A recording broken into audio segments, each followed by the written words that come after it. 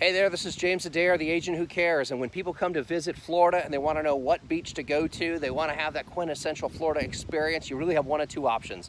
You either end up where all the tourists are, or you end up coming out to an old, rustic, amazing Florida awesome place like Fort Soto. And today I come out and I want to just highlight a few things about Fort Soto. One is this really big flag. You can see it from anywhere in the park, and it's right here next to the headquarters. So as you come in after you've paid your $5 entrance fee for your parking for the car, you can either go right or left, North Beach or South Beach. There's tons of great opportunities, and I'm just going to highlight a few things for you, walk the park, and just let you have like a little insider's look. I've spent a lot of time out here and really love the park, so I'm excited to be able to tell you about it. Right, so right over here we've got the boat ramp that you can launch just about any size boat you're looking for that you can trailer in, and for a nominal cost you can park your truck and trailer here, jump out on the boat, and then head out right to the bay or go to inland waters in the back. It is it's a great ramp and lots of access here. I will say that the fellow boaters do appreciate it if you know how to back up a trailer and if you don't bang into them while pulling in. But this is a great little spot. There's no fishing here,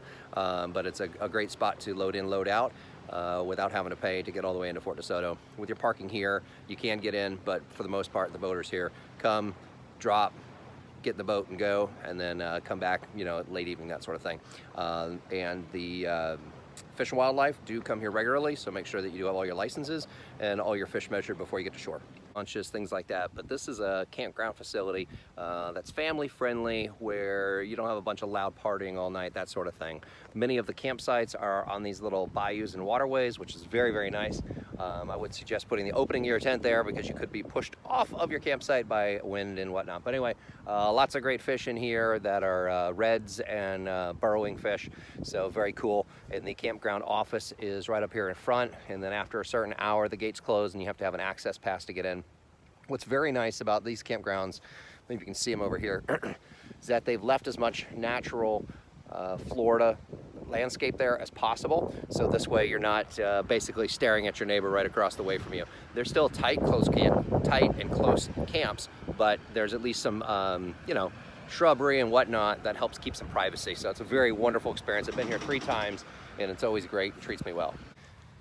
So this is the #1 best fishing spot in all of Fort Soto. Man, look how beautiful it is. Holy cow, you can actually see them all. Look at all of the sheep's head down there. I don't know if you can see it on film. Tons of sheep's head swimming through here. This is this is the clearest I've ever seen this water. This is the first bridge after you go through the pay station. And the secret to making fishing work here is that, one, you're either using your squid or your shrimp, okay? And you're putting it on the bottom right away. A lot of current moves through here, so it's gonna wanna take it way out. Now you can still fish way out there and still get some running fish, that sort of thing, but you're gonna get a lot of snooks in here. You're gonna get a ton of black sea bass, that sort of stuff. This water is stunning today. Look, a ton of mullet coming through even now. You're gonna see a lot of big fish right here in this water. So if I come down and I wanna guarantee you catch some fish with some kids, this is the place I come. I will say this, that underneath here there's a bunch of rocks, so you are gonna lose some bait and some weight, so make sure you bring some extra stuff. And one time I had something so large that it took my pole and went under the bridge. So, oh, I'm sorry, I'm looking at it and you can't even see it. It's this bridge right here, under there. That's the gold. That's the fish moneymaker right down there. Give it a shot. I can see them all. You can't see it on camera, but there's tons of fish swimming through there right now. Anyway, this is the place to fish in Fort Soto. You cannot spearfish here and you cannot snorkel here because this is a part of a preserve that prevents people from the swimming motion, but it doesn't prevent them from fishing with a pole. So you can do that right here. Best fishing spot in all of Fort Soto. This is the first pier you're going to come to in the park, and it is also the home of the ferry that'll take you out to Egmont Key. So I call this the Egmont Key Pier. This has a little snack bar out there. You know, it's also got a few little trinkets and whatnot, and then it'll also have some bait for you as well. This is really good to catch some of your bait fish, that sort of thing. And then also it's nice for the beach to have for, you know, some people who are non-fishers and they just want to enjoy the sun, that sort of thing, that Florida experience. There's plenty of beach out there. It goes miles either direction. I will say about the Egmont Key ferry that leaves out of here, it's an additional $20 per adult. I think there's a little discount for the kids, but it does go over to Egmont Key, which is a great historical place in the area. What's kind of fun about it is as you walk through the trails and on the sidewalks, you could see a city of days gone by, but there's no city anymore. It's just gone. All the houses are gone. There's a few folks who still live out there in a lighthouse that's out there, and a whole lot of nesting turtles. But other than that, there's pretty much nothing there but a fun, adventurous island. One thing you do pass on the way out there is one of our main fishing troughs, which is where you see all the big tarpon tournaments. So it is really fun to go out of here. It's not a cheap trip necessarily, so you do want to plan to spend most of the day out there when you come. But this is a great little pier. It's picturesque, but I call this the Egmont Key Pier. Now we know when people go on vacation, they have to bring their dogs. And so Fort DeSoto even has this really cool dog park. It's complete with some fire hydrants and all gated in. It's got a double gate on the way out over here, so old Fido doesn't get out and act crazy. And during the summer, this place is really hopping. There'll be 30 to 40 dogs in here with their owners, that sort of thing. It's a super great place to rest a little bit before you go out. There are only 1 or 2 dog beaches here where you can kind of let them play in the water carelessly. But this park is a great little safe haven for the dogs to, really be able to just be dogs, that sort of thing.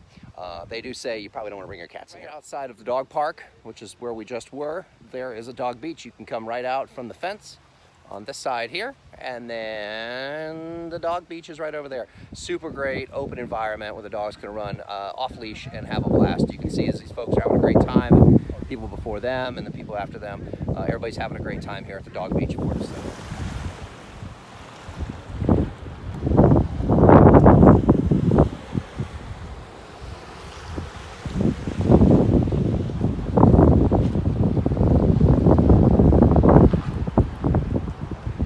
Experience is not complete without doing a little kayaking or a little bit of canoeing in the backwaters of the bay. How awesome is that? This is a great launch spot for any canoes, small boats, that sort of thing. There's a great little vendor here that has $30 an hour canoes, or 45 bucks for a couple of hours, but it's a super great way to spend 2 hours out on the backwaters, away from all the winds and that sort of thing. While we've been out here, we've seen dolphins, schools of fish. There's even some birds of prey out here, very cool things. And manatees, tons of that kind of stuff. Super shallow, super cute waters, very still. It's a beautiful experience, something you should do, very romantic and or great for a family. So come by here and check this out. One of the fun things that nobody ever thinks about when they go to a beach environment like this is going on a trail for a little hike. And frankly, that's one of the most fun things that I do while I'm out here. Sometimes when you need some solitude, that sort of thing, this is a phenomenal trail to get away on. So back where we were with the canoe spot, those guys are having a great time. Well, these trails here are totally open to the public. They just don't want you to take your trucks back here. And it is so beautiful and so peaceful and so quiet. Tons and tons of wildlife back there. You may not see a soul other than maybe some of the canoers. But these trails are awesome. And so just give you a little perspective, right over there is where the canoe spot was, and you just come over here to the right and you're gonna see tons of animals and wildlife you'd never expect. Nothing too crazy, it's gonna come out and kill you like an alligator that I know of.